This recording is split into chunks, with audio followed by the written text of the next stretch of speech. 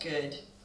Let me see about this. I just want to warn you that I've been so technically challenged since I arrived 2 days ago that I cried. Like, I was in tears about 20 minutes ago because the lecture that I had prepared specifically for India, because I think there's a way higher knowledge level here than in America, that one just crashed. Like, I took a nap, got up, and all the photos were gone. Oh my God. Right? So I have another one, which is the stupid American version, and I'm just going to try and, kind of elevate it for you. But forgive me if I stumble a few times, which is very possible. I tend to wander around, so let me see if this one works too. They both work. You can have stereo. Okay, well, I'm obviously Victoria. I'm blabbing out of control because I'm so nervous about this. But I really thank you all for coming to this. The idea 6 years ago that I would be standing here at the Habitat Center doing this talk, it would have just not even been possible. I stayed in Habitat for the last 5 years when I came. It's sort of my home away from home. Does that sound weird? Is this okay?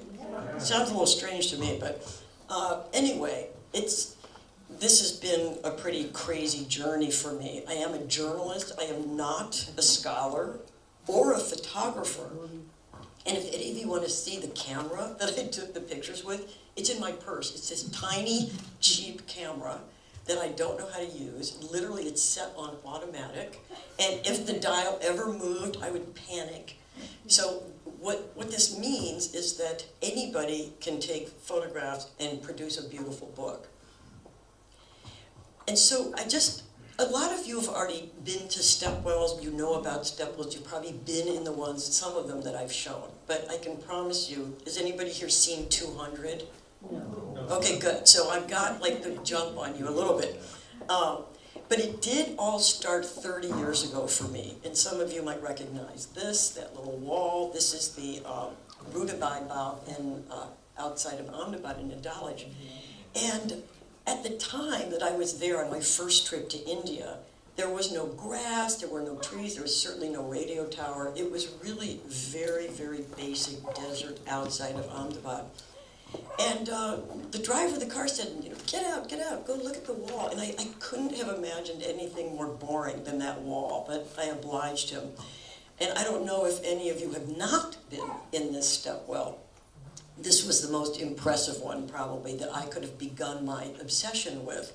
Because when I looked over that wall, the ground just fell away into this man-made chasm, the likes of which I've never experienced still. I couldn't see how far down it was. I couldn't see how long it was.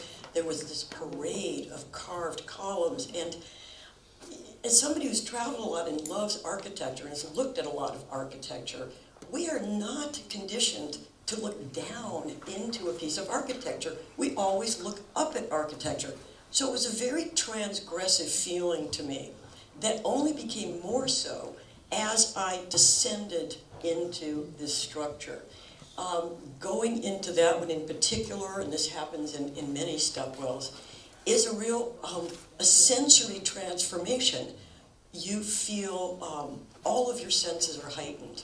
The intense heat and light from above ground in Gujarat's quite hot becomes much more dim and very cool as you proceed down the 5 levels, particularly the din above ground. Everything became hushed. And it's very disorienting. You can see by that picture on the left, your views shift and change with every step. Literally, I was kind of like holding onto the walls. And by the time you get to the bottom, you really have felt as though you've progressed through a series of transformations. And I'm sure that 500 years ago, when people were going down to the bottom of that well, they experienced in a very similar way. Now, in case you don't, and I hate talking about the technical part of this, but these were water harvesting systems, and that's why they were invented. And this is just to sort of show you exactly what was going on. In India, the reason people always want to know, well, why were they building stepwells here and why not anywhere else? Because these are really found, they're unique to the subcontinent. You can find wells, and you can find wells with steps, obviously all over the world, but the way that stepwells functioned was really unique.